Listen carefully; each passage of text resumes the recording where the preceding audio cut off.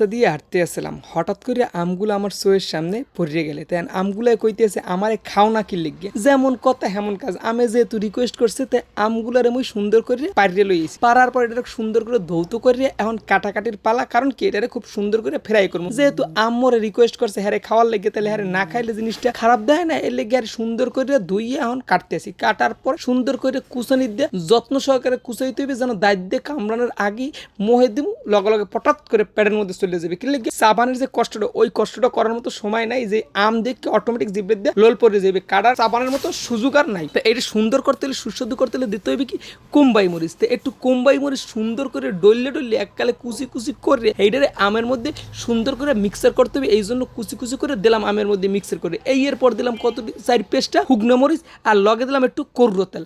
হুগনো মরিচ আর করুর তেলটারে মিক্সার করে লগে একটু চিনি দিলাম, চিনিটা দিয়ে মিক্সারটা সুন্দর মতো এককালে সবগুলোর যেরকম মিক্সার করে পাউডার বানাই হেলাই, এরকম মিক্সার করে পাউডার বানাই হেলাম। পাউডার বানানোর পর এখন দিলাম আমডারে ডলা।